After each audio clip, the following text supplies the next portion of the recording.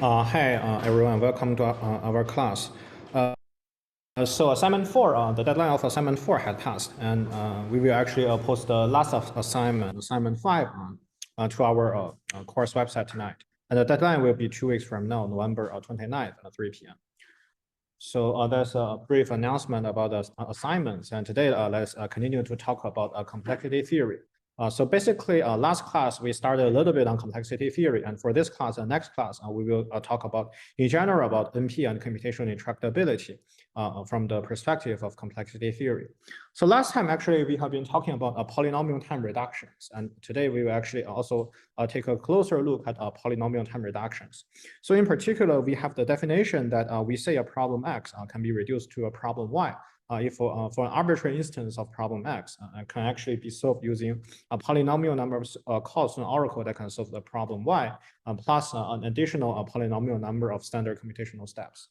And the notation is that we just use this notation that X is smaller than or equal to with the subscript P here to represent polynomial time reductions. So basically, we have this notation. This will be using throughout the class in this lecture. So basically, we want to talk about some different ideas about making polynomial time reductions. So basically, we want to find some such kind of relationship between different problems. So basically, in the last class, we talked about a very simple case, and actually the idea is in general by a reduction by very simple equivalence. So along this line, we talked about two problems: the independent set problem and the vertex cover problem. So for the independent set problem, basically we have a graph, and basically we have an integer k. We want to determine whether there is a subset of vertices, such that the number of vertices here is at least k, and for each edge we have the promise that most one of its endpoints is actually in S here. And similarly, there is a related problem called the vertex cover, and actually for the vertex cover, we also have a graph and also an integer k here, and we ask whether there is a subset of vertices such that actually the number of vertices at most k here, and actually for each edge at least one of the endpoints is in S here. So basically, we show that there is a very direct correspondence here, and actually, for the independent set problem, and it can be reduced to the vertex cover problem, and the vertex cover problem can also be reduced to the independent set problem. And actually, the answer is just equivalent here. So this is a very basic observation here. But today, we actually want to study more problems in general, want to have a better understanding about the polynomial reductions between different problems. And I guess you can definitely imagine that the independent set problem, vertex cover problem, they're just so connected to each other. But maybe for some other problem, the connection is probably not as apparent as this. But actually, nevertheless, we can still make some reductions along this way. So basically, let's continue to talk about the ideas here. So the first thing is that actually, as we just mentioned, is that we can construct reduction by a simple equivalence. The second thing that we can actually do that actually following the similar ideas is that we can actually consider reductions from special cases to general cases.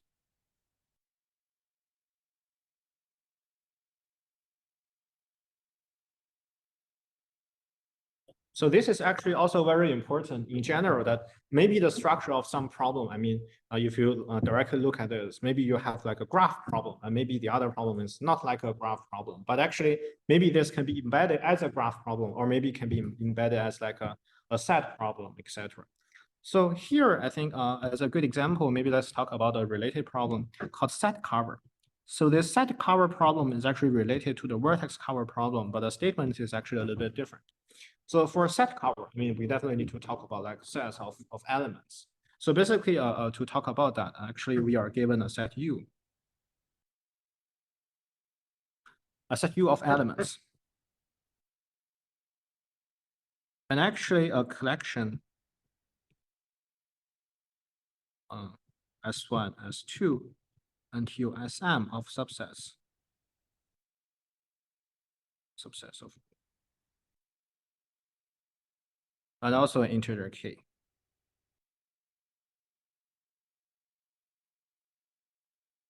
So the question we ask is that does there exist? So the sense is actually similar to the because it is still like a cover problem. The sense is actually similar to set cover. So basically, we want to take some of the subsets, I mean, from this collection, And actually, we want to make sure that we can cover the whole set. So formally speaking is that does there exist a collection of at most k of these sets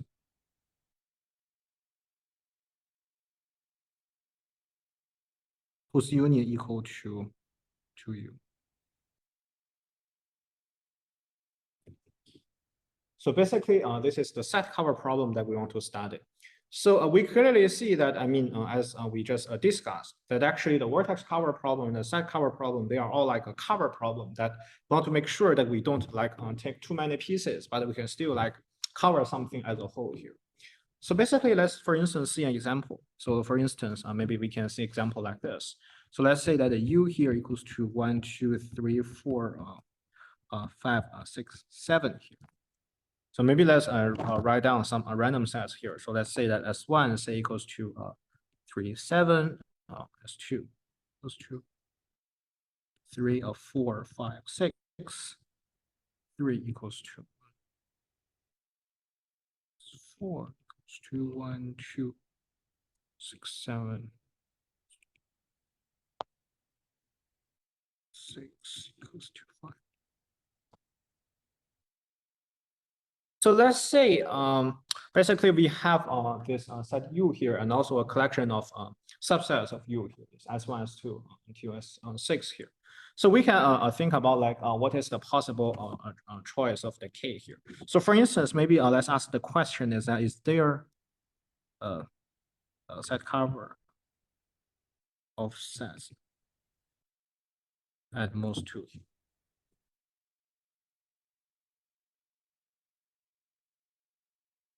So what is your choice here? Yes, yes, indeed. So the answer is yes, and actually the union of S2 and S4 actually gives the whole set. So for the same example, we can also ask the question, is there a set cover of size at most 1? I guess the answer is I should be relatively straightforward. The answer is just no. Because if you only choose one set here, and we clearly see that all the S1 to S6, they're actually the proper subset of U here. So none of them actually covers all of the elements. So if the K here equals to 1 here, you definitely cannot make a set cover here. But actually for this specific example, if K equals to 2, you can actually make a selection as we just mentioned here. So basically we have S2 union S4. Actually, it is a valid set cover. So this is a quick example of the set cover problem, and we also want to have a good understanding about like what is the relationship between the vertex cover problem and the set cover problem. So here we make that claim that actually the vertex cover problem, excuse me. So the vertex cover problem can be reduced to the set cover problem in polynomial. So this is what we want to approve here. So here, you can clearly see that, this reduction is not similar to the reduction between the independent set problem and the set cover problem. So the independent set problem and the set cover, the independent set problem and the vertex cover problem. So both of them are actually problems on graphs. But here, the vertex cover problem is actually on graphs, but the set cover problem is actually on sets. But nevertheless, they share actually a very similar structure, and basically we want to show that, as described by the title of the subsection, is that we want to talk about reduction from special cases to general cases. So basically, we want to show that an instance of the vertex cover is like a special case of the set cover here. So this is basically what we want to prove, and it's actually in general about the strategy here that we want to use. So proof. So given the vertex cover,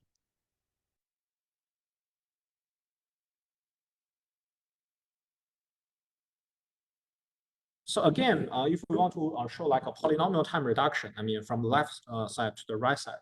So basically, we need to pick an arbitrary instance from the left side. So here we talk about vertex cover, which is a graph problem. So we are actually an instance here is going to be a graph with a vertex set V and an edge set E here. So this is actually arbitrary, and we want to basically show that we can have a related problem on the set cover case that actually can be make the reduction that we can solve the vertex cover problem even only if we can solve the set cover problem. So basically, I mean, we have an arbitrary instance, I mean, from the vertex cover. And here, I mean, basically, I mean, because we want to utilize the set cover problem, we definitely need to construct like a set problem. So basically, we construct a set cover instance.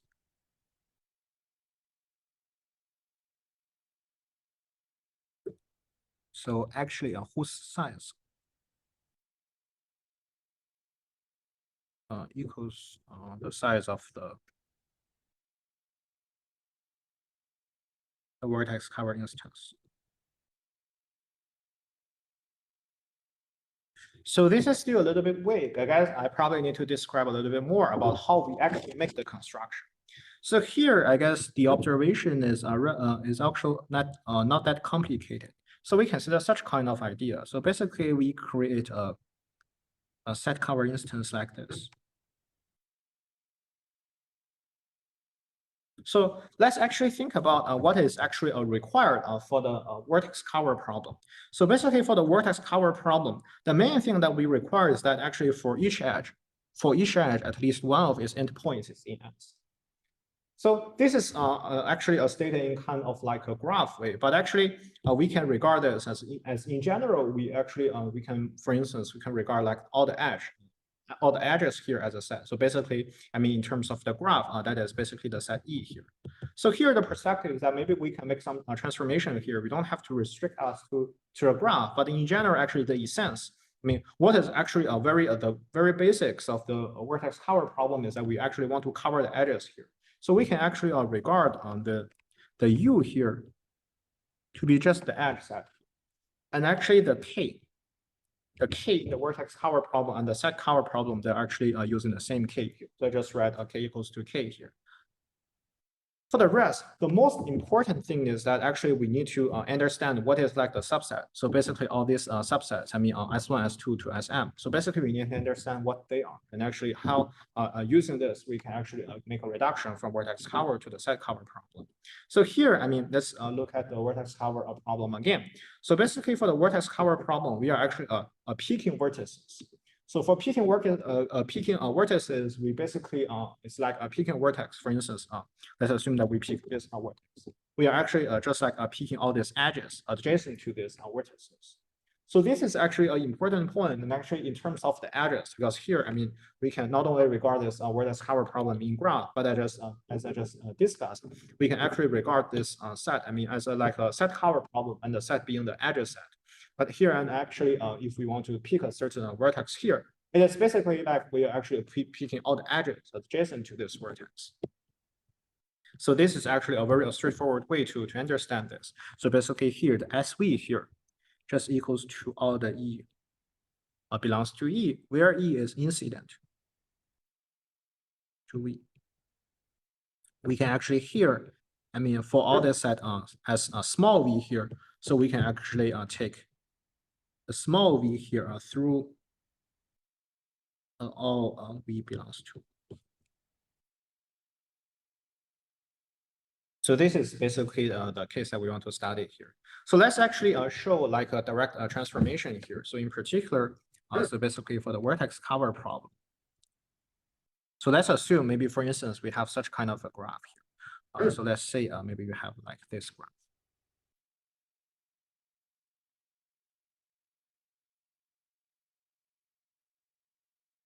So let me actually mark them as, say, basically like this.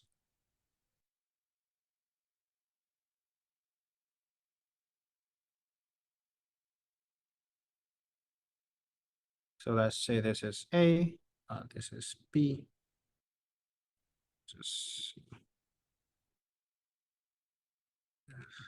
And we have also have edges here. So let's say this is E1, E2, 3, E4, 5, 6, 7. So the order here is a little bit arbitrary. So that is basically, I would like to show that in general, I mean, I mean, no matter how you actually mark this is not so important. We just very importantly choose the U here to be the X set and actually choose all the SV here to be, for the SV here is actually defined on each of the vertex. And basically for each vertex, this corresponding set SV is defined as all the edges that is actually incident to the vertex that we actually study here. So specifically for this example here, so we say that the U here equals to the edge set E here. So basically, we have 7 edges here, and for our convenience, we just don't write all of this like E1, E2 until E7 here. Just like write U to be like the 1, 2, 3, 4, 5, 6, 7 here. We just write like this. So here, we can take a close look at what is the set here that we want to study here. So in particular, we can choose SA. We look at the vertex A here. The set A here to be all the edges that is incident to the vertex A here. That is basically E3 and E7 here. So that actually basically gives us the set 3 and 7 here. And similarly for the set SB. For the set SB here, we have all the edges E3, E4, E5, and E6 here. So that is basically giving the set 3, 4, 5, 6. And similarly, we can make a similar definition. So let me just write everything down. So for SC here, we look at this C here. So it only has the edge E1 here. So SC equals to 1. And actually SD equals to 1, 1, 2, 6, 7. And SE equals to 2, 4. Actually, SF equals to 5. And actually, this is basically the instance I was showing you just now. So basically, we say that, for instance, if k equals to 2 here, so basically the set cover has a yes answer, we know, which is basically S2 union by S4. Basically, in the above instance, I guess here I shouldn't write S2 union S4, but I should write SB union SD here. And similarly for the vertex cover case, the answer is also yes, because actually by choosing the vertex B here and actually choosing the vertex D here, we clearly see that in the graph, this is a vertex cover. So basically, this finishes the reduction because it is just like a direct correspondence from the vertex cover problem to the set cover problem, and basically we finishes the claim here. Basically, we can regard this. No longer. In general, as long as we have a graph here, we can actually no longer regard this as a graph problem for the vertex cover case, but actually we can in general regard this as a set cover problem. So that is basically the intuition, as actually I was saying, that we are actually making reduction from special cases on graph to the general cases on sets here. And in general, we can, for many problems, we can think about similar strategies. Okay, so is there any question about this reduction? Reduction from special cases to general cases, and basically, in particular, the reduction, polynomial time reduction from vertex cover to the set cover.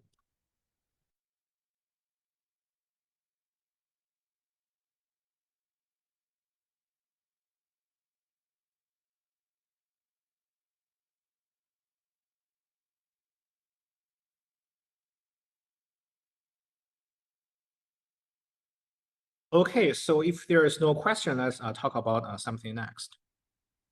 So we can see that actually for the first two kinds of ideas, a reduction by a simple equivalence, and actually for the second part, a reduction from special cases to general cases. At least from my perspective, I think the argument is relatively straightforward. It's just like we need to carefully think about what the problem is, and we want to be careful to seek for the correspondence. But actually, after we make the correspondence, then basically everything is quite simple. So for instance, in the from the reduction between the independent set and the vertex cover, we just observe that as long as a certain set S is an independent set, then then V over S is actually a vertex cover, and vice versa. And here for the reduction from special cases to general cases, here, as long as we have a vertex cover, we can easily turn this into a set cover problem. But actually, for a lot of problems, maybe they are actually the difference is actually more significant, and maybe we want to be more careful about the thing that we need to do here. But actually, there are still some ideas behind, and maybe let's actually introduce this. So I think for the next hour or so, I think I probably need to introduce a third idea called reduction via gadgets.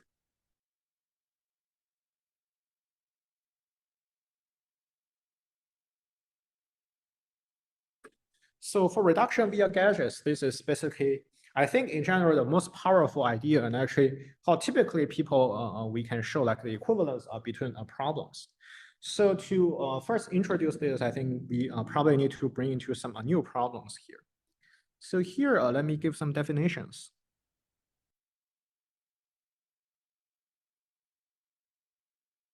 So here we are talking about something like this. So we are going to define a definition called a literal.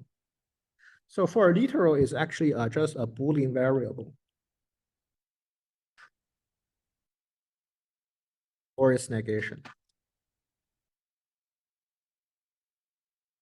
So this is typically written by something like xi, or maybe like xi not. So as long as we have a bar here, it is basically calling its negation. So basically here, because we're talking about a Boolean variable, so the xi here is either 0 or 1 here. And actually the bar of 0 is equals to 1. Actually the bar of 1 equals to 0. So a literal is just a Boolean variable looking like this. And in general, we may have a lot of actually a lot of literals here. But in general, I mean, as long as we are talking about a literal, it is actually a Boolean variable. And actually, in many cases, we will have the bar here. So it is basically something like xi or like a bar of xi here. So this is the definition of a literal. And the definition of a clause is that basically we want to consider like a disjunction of literals. So this is a little bit technical, but in general, I mean, a disjunction, you can just regard it, I mean, like a more, I mean, simple English word is just union. So basically it is like a C of J, maybe for instance, let's just write down something random. It is actually just like a union of literals. So basically, let's say it's like x1 a union with bar x2 a union with x3 here. So for such kind of clause, it is easily to see that actually a Cj equals to 1 if x1 equals to 1 or x2 equals to 0 or x3 equals to 1. And actually Cj equals to 0 otherwise. I mean, this kind of otherwise is just like all the three conditions in the or is not satisfied. But that is basically saying that it's going to be the case where x1 equals to 0, x2 equals to 1, and x3 equals to 0. Like this. So this is the second definition that we are giving here, the definition of a clause. So after having the literals and actually the clauses, we are going to have a further definition called the conjunctive normal forms. So conjunctive normal, I should write forms, sorry. Conjunctive normal form, so that is basically a CNFs. So for a CNF, it is basically something like a propositional formula.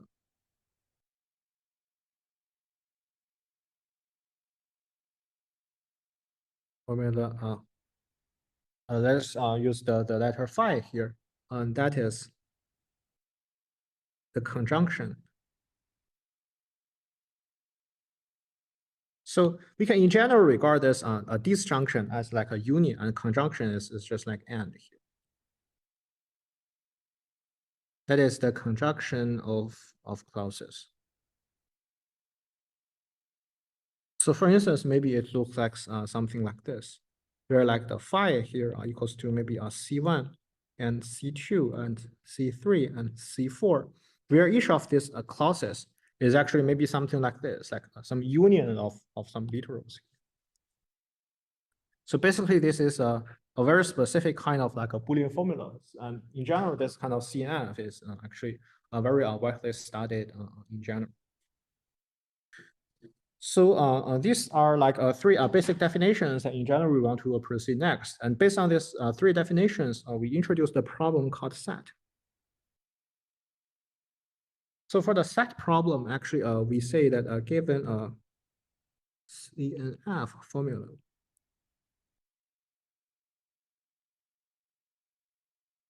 fine. Does it have a satisfying penetrative assignment?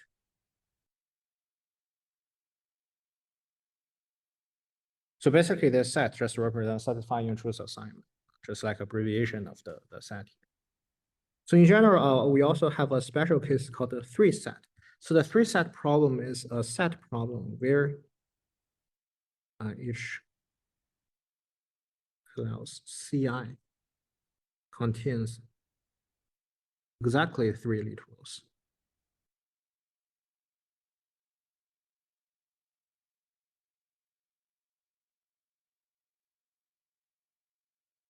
So here, by like a satisfying truth assignment, it's just like the way that we choose all the literals, all the xi, such that the final output, the final value of the phi here equals to 1. So for instance, let's take a look at an example here. So let's look at an example, maybe it's basically something like this. So it's actually maybe like a bar of x1 union with x2 union with x3. So this is one clause, and between the clauses, we always have the end here. So it's basically something like this. So we have like x1 union with x2 bar union with x3 here. So here, I mean, the point of considering such kind of a set formula is that a literal can appear at many times in each of the clause, and actually this can sometimes make it a little bit confusing, but in general, and this also makes the difficulty that actually we how we actually give like a satisfying assignment here. So basically, let's actually, this should be written like this. So maybe let's keep writing the things here. Maybe let's like the third formula that we have is like maybe x2 with x3 here, and maybe last we have x1 bar union x2 bar union x3 bar. So does this set problem has a satisfying assignment? I mean, here we see that we actually have three variables. The only three variables we have is x1, x2, x3 here, and they are actually Boolean. So maybe you can think for a minute and think about whether for this example we have a satisfying assignment.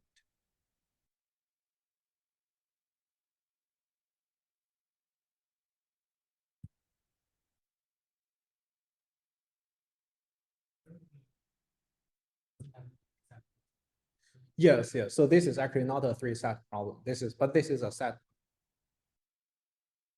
Yes.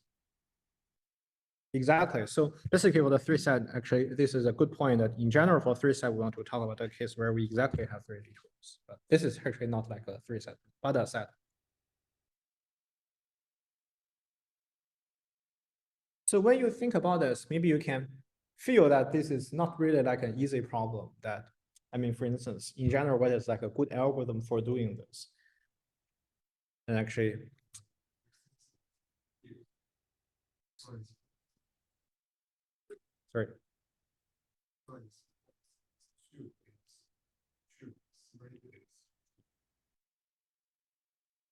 So let's actually take a look at this. So actually to check the value of the set formula here, I mean, for instance, I mean, here we have this assigned value. I mean, we have x1 equals to 0, x2 equals to 1, x3 equals to 1.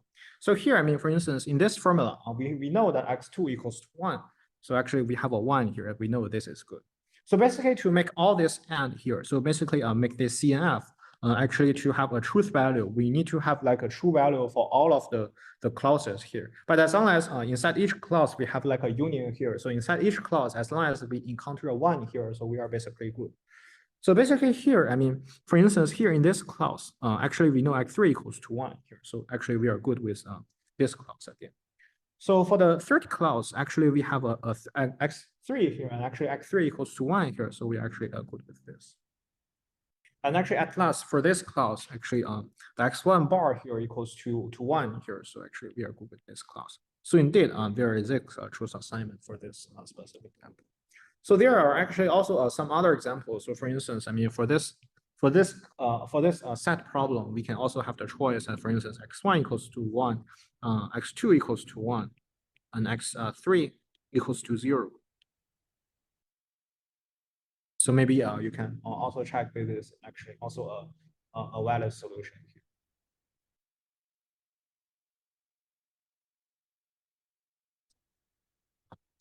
Okay, so in general, maybe you can have the feeling that this three set problem is probably not so easy. But what actually the first thing that we want to show is that we have been talking about this independent set problem, where there's cover problem and the set cover problem. So the first, actually the claim that we are going to make is that the three set problem can have like a polynomial time reduction to the independent set problem.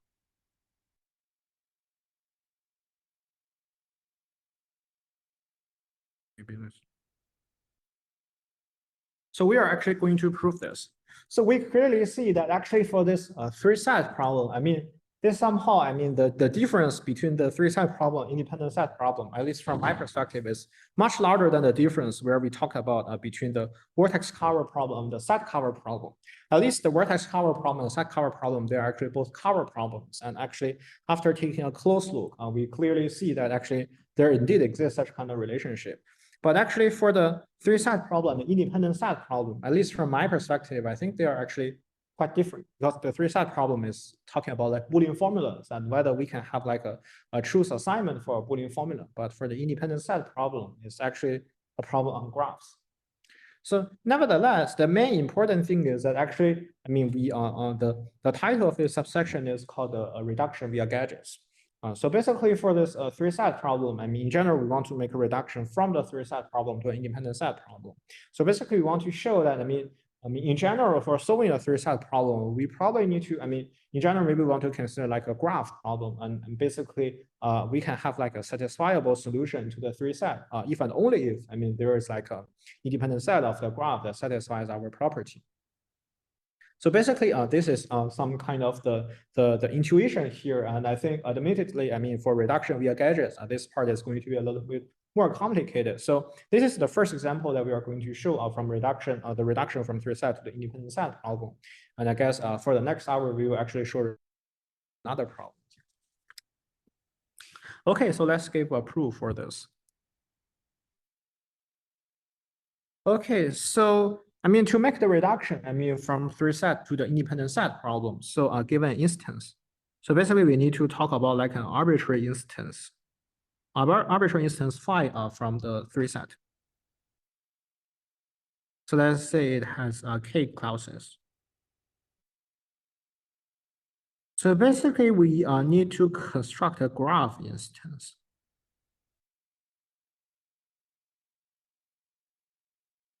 So let's say this is denoted by a gk here of independent set.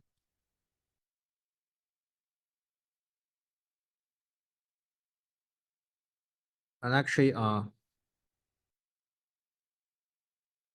has an independent set of size k if and only if phi is satisfiable. So basically, this is our goal here. And actually, we basically, I mean, as long as we have this kind of three set instance phi here, we need to construct such kind of a graph instance. And hopefully, I mean, we can have the property that this graph has an independent set of size k if and only if this clause is satisfiable. And this basically will finish up here. So the main thing here that we need to consider in the proof here is that we need to give a clever construction that actually can have such kind of property as, I mean, basically we have, as long as we have an instance for the three set, we can construct such kind of a graph here. So basically we consider such kind of a graph. So basically we consider a graph where actually a G contains three vertices for each clause. One for each two. So actually we say that, I mean, we basically, for each clause, we define three vertices in this graph. So basically we connect the three literals in each clause.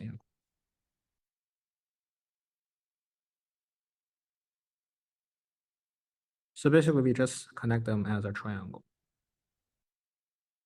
So this is what is happening inside each of the clause here. And actually, we also need to think about like the correspondence, because here, I mean, we have like a value of x1 here that is definitely going to influence the value of, we have a value of x1 bar here that's definitely going to influence the value of x1 here. So if here it is 1, this is going to be 0. And if this is 0, this is going to be 1. So basically in this construction of the graph, we need to reflect this. So basically we say that we connect a literal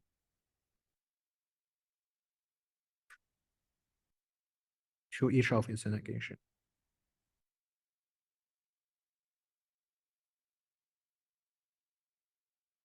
So I guess this is just like a description, and let's actually show an example here. So example here is like, maybe let's talk about the phi looking like this. So let's say that it is basically x1 bar union x2 union x3, and x1 union with x2 bar union with x3 here. And actually we have another clause, which is actually, let's say we have like a new vertex here. So let's say it is basically, let me actually move it here.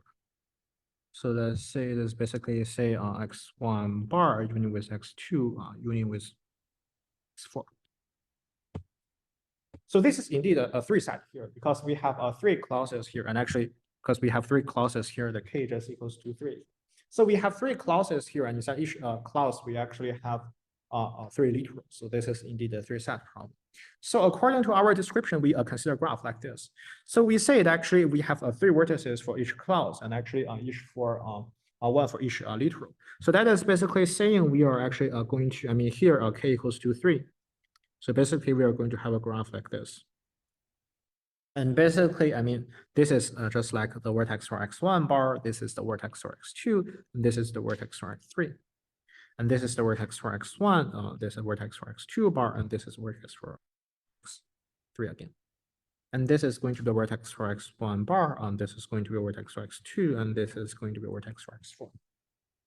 So we connect three literals in a clause in a triangle. So that's basically saying we want to have such kind of connection here.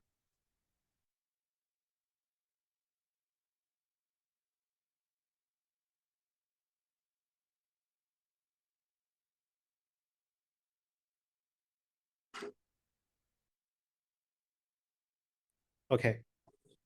So this is basically for each clause, and actually we also, as we just mentioned, we need to have a good understanding about each literal here. So we need to figure out like the relationship between x1 and x1 bar here. So we definitely don't want to have the case where this is 1 and this is also a 1 here. That is going to get a contradiction because we are actually that is not going to satisfy the definition of the literal here. So that is actually a key reason that we need to connect a literal to each of its negation here to make sure that we did not get any conflict here. So recall that actually we are talking about reduction to the independent set problem. And for the independent set problem, very importantly, we actually require that actually for each edge at most one of its endpoints is enhanced. So this is the most important point that actually we really want to utilize in this reduction, I mean, from three set to the independent set problem. So as long as we can have like a connection, basically have an edge between each of its negation here.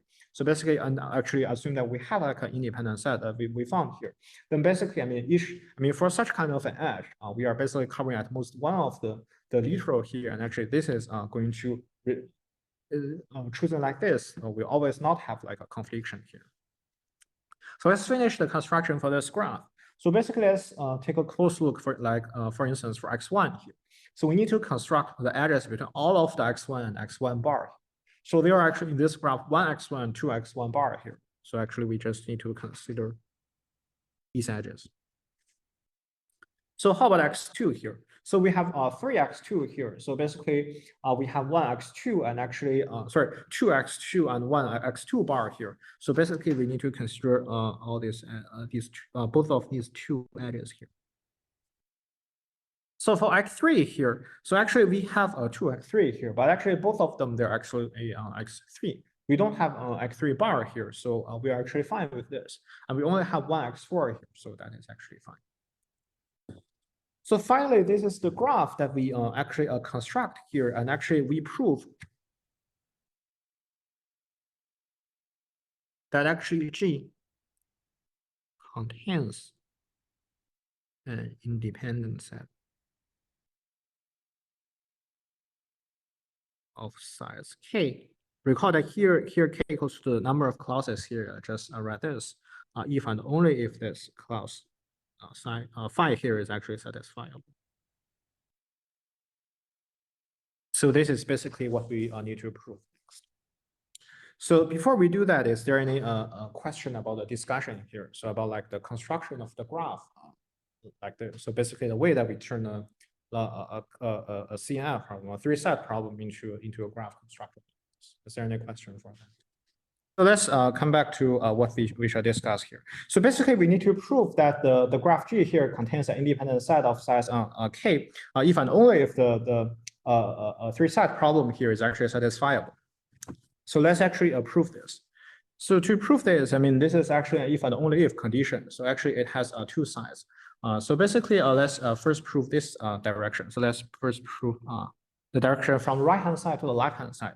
So that is basically saying that we actually are giving a clause that actually has a satisfying assignment here.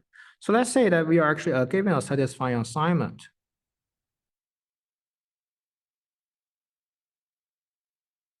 So what we actually do here, so we actually just select one true literal from each clause. I mean, in a satisfying assignment, there can be, I mean, for instance, I mean, a clause like this. I mean, a clause like this. So here, x2 equals to 1, x3 equals to 1. So that is actually super good because actually we know that there are actually two of them actually making this clause to have the value 1 here. But actually, we are fine with that. But in general, actually, as long as we have a satisfying assignment, we know that just at least one of the literals here is actually going to give us a true value, and actually suffices that we select a one true literal from each clause here. So actually, this is going to give us an independent set. So we say that this is actually an independent set of size k. So that is basically because we only have like one vertex in each triangle, and actually edges, three negations.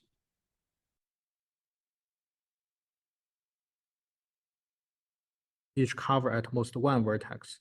So this is simply because this is a truth value assignment. And actually, we cannot have the case that having such kind of edge, I mean, for instance, assume that we have this edge, but actually we choose both of them. And this is basically going to give you a conflict value. And this is just going to get like a contradiction with the fact that we know that this a three-set problem has a satisfying assignment. And actually has, here we actually just choose at most one vertex here. So this is the right-hand side to the left-hand side direction. And of course, we also need to prove the left-hand side direction to the right-hand side direction here. So that is basically saying we have like an S, an independent set here. So be an independent set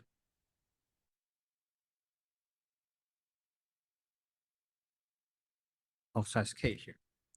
So the first thing that we want to make observation is that this is actually going to imply that actually the set S must contain exactly one vertex in each triangle.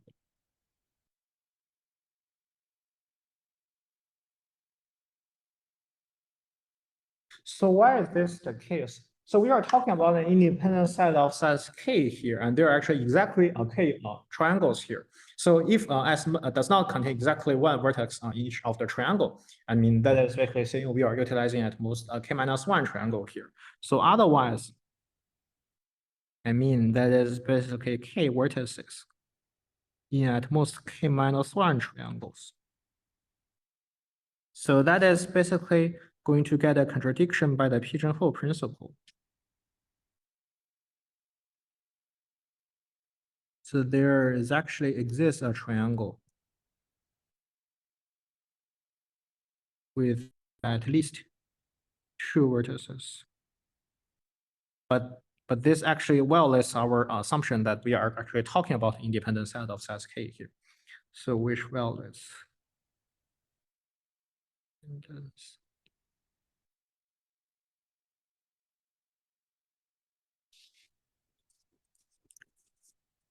So basically, we are pretty sure that as long as we have an independent set of size k here, and we are talking about a graph where we exactly have k triangles here, we're pretty sure that actually each of the triangle contains exactly one of the vertex here.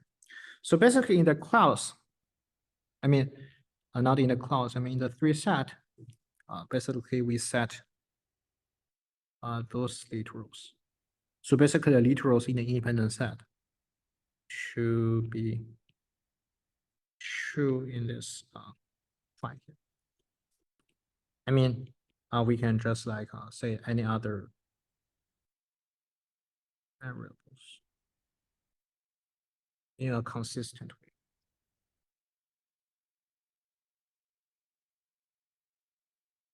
So basically, due to the independency of S,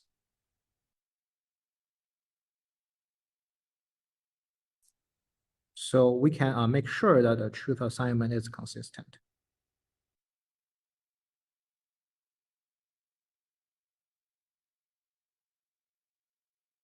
And basically, all the clauses are satisfied.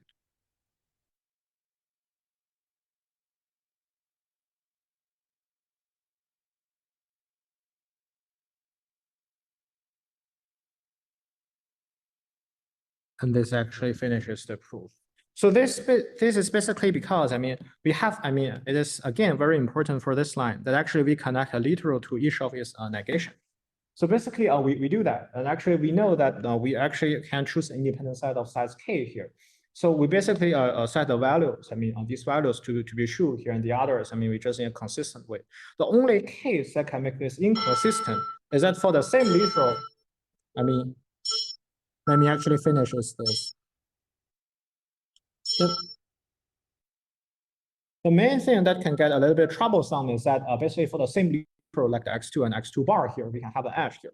But as long as we have an independent set of size k here, and actually we are taking into the promise, I mean, this is an independent set. I mean, for each of the edge here, at most one of the vertexes is actually chosen here. So this actually a promise that the way that we are making this is consistent. Actually, we can get a satisfying assignment here for the 3-set clause, for the 3-set problem here. Okay, so this finishes the proof. And if you have any questions, feel free to ask after we take a 10-minute break here.